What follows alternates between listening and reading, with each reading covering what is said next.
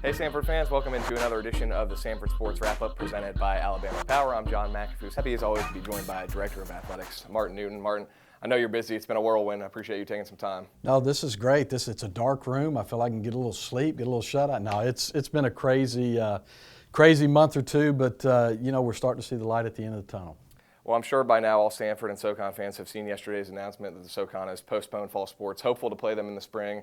Non-conference is still on the table. We'll talk about that in a second. But first, just give us a little bit of a background on what went into the decision and why the decision was made yesterday. Well, we spent a lot of time, Johnny Mac, not only the athletic directors, but the Council of Presidents and the medical staff in the conference office discussing all the different scenarios. And the first and foremost, the most important thing we decided was we have to make sure that we maintain the health and well-being and safety of our student athletes and our coaches and our fans. And so that was the main priority with any decision that you make. And so everything else, we tried to not rush into a decision. We saw a lot of people making decisions that may have been good for their league, but we just felt like let's be as patient as we can be so that we can see how things play out. You know, the CDC guidelines change every day.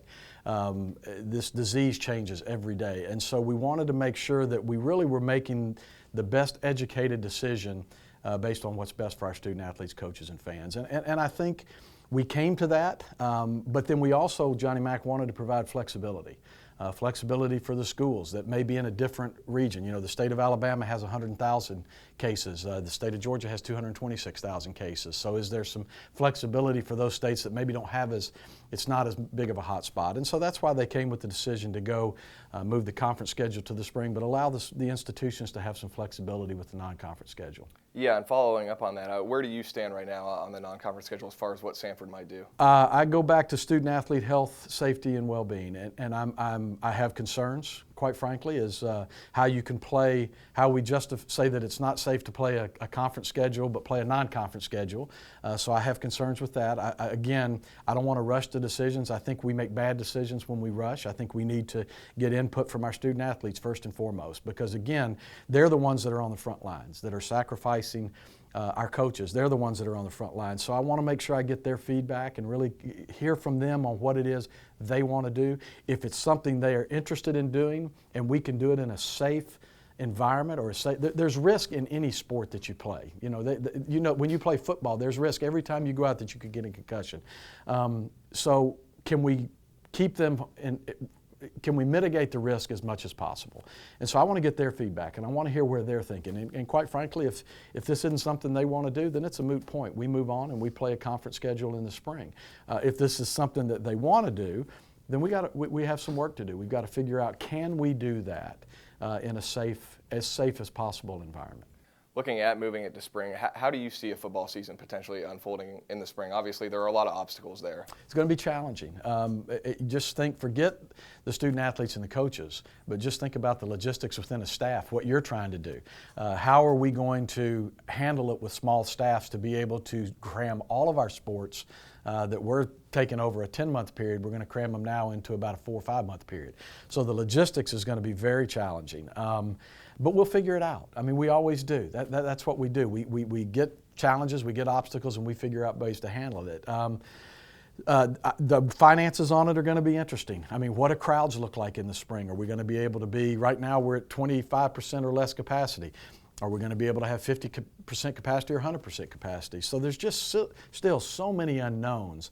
And there's there's two words that are so crucial in all this: postponement and canceling.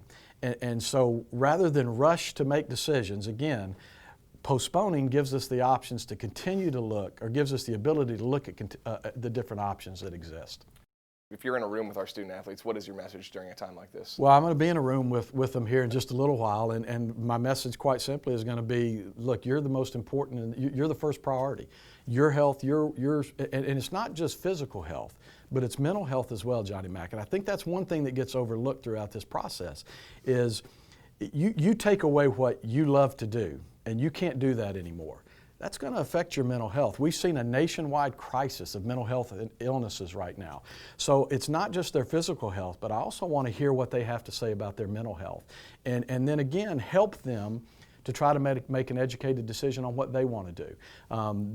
The reality of it is if we choose to go forward, and the majority of them want to play in the fall in a non-conference schedule, those that don't, they have the ability to opt out, and they will still be on scholarship. They'll still have their scholarship, but I really just want to hear from them more about what they're feeling, because again, I try to put myself into their shoes or into their parents' shoes and what would be best for them. And I think at the end of the day, as long as we're listening to them and doing what's in the best interest of their well-being, then I don't think we can go wrong.